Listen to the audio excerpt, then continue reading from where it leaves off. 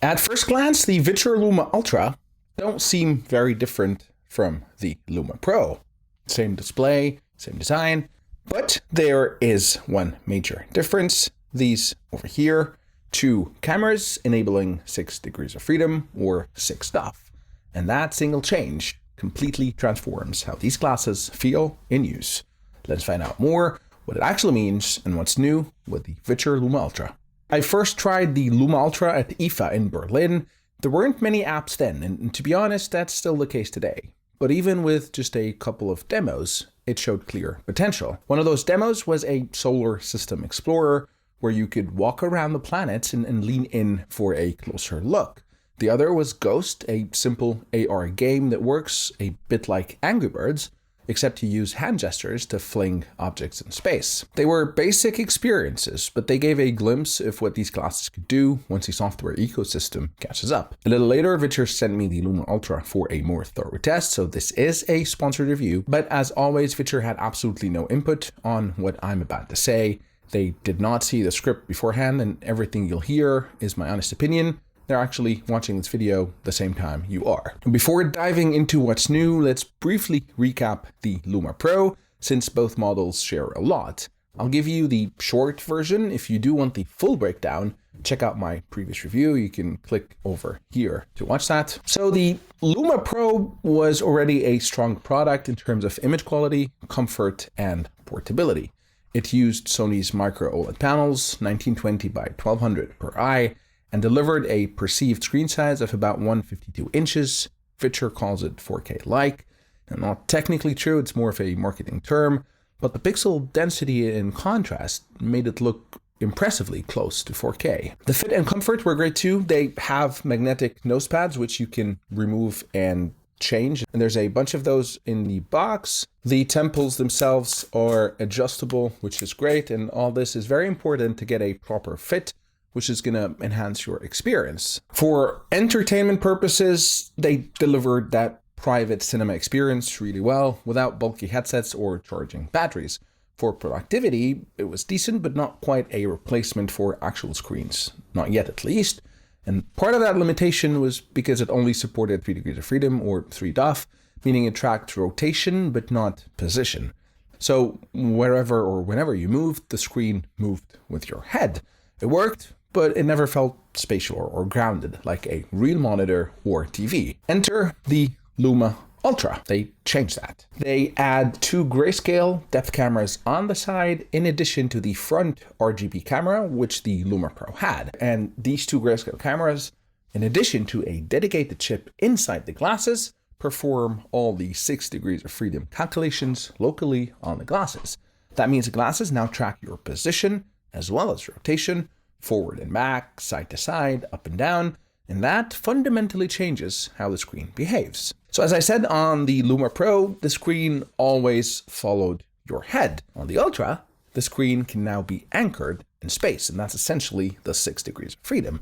So if you lean to the side, it stays put, and your perspective shifts naturally. If you move closer, it appears larger, like walking up to a TV. You step back, it recedes. This effect, called motion parallax, is what makes your brain interpret the screen as something that's actually in your environment rather than just floating in front of your eyes. Now, in practice, this change affects both productivity and entertainment. In terms of productivity, when connected to your Mac or your Windows through the Spacewalker app, the Luma Ultra lets you pin virtual monitors in place.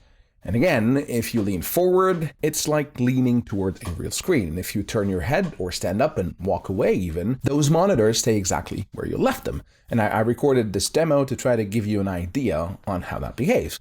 Now, they're still not perfect. There's still a bit of a jitter with very small head movements, and the field of view isn't as wide as a natural field of view in physical monitors, but it is much closer to the feeling of working with real displays rather than virtual monitors. And for entertainment, the same principle applies. However, to actually make use of the 6 degrees of freedom with apps like Netflix or Prime Video, you do need the Neckband Pro, which I definitely recommend to get. So essentially, without it, you can just plug these into your phone and just mirror the screen and watch content. But since those don't have any batteries in them, any operating system, anything. It's just using your phone's battery and relying on your phone. Whereas the Neckband Pro has its own operating system. You just plug this into the glasses like that, and you've got your own Android-based operating system over here.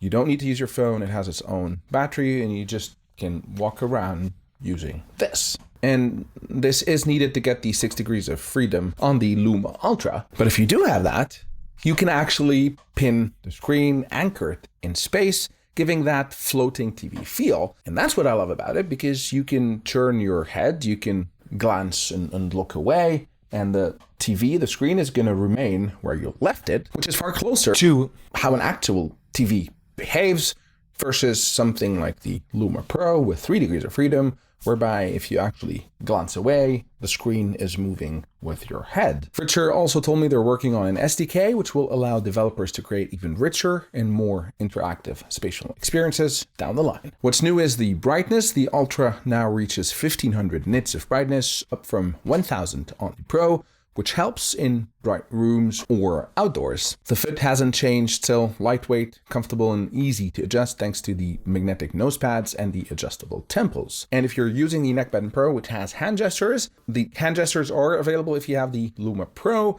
because the neckband actually has cameras over here, but they weren't great. It was a hit and miss. With the Luma Ultra, it now uses the cameras on the glasses itself to enhance these gestures.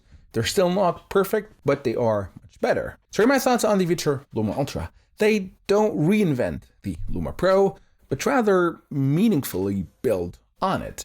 The brighter display is nice, but the real upgrade is those side cameras with 6 degrees of freedom. It really takes the experience from a screen that moves with your head to one that feels it is genuinely anchored in your space.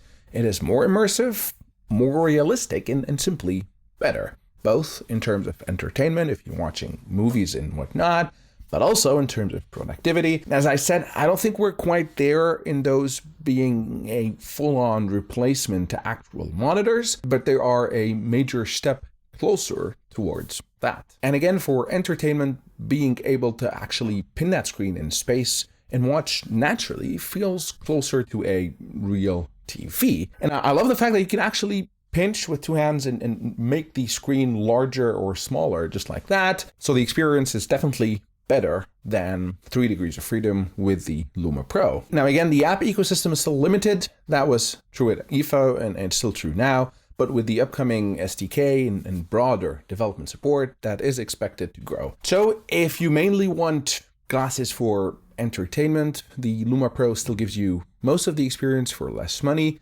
But if you can afford to get the Luma Ultra, I would definitely favor those. They take the Luma Pro a step further. They make entertainment much more realistic and immersive, and productivity as well. That's it for me. I will put links in the description to the product pages of the Luma Ultra.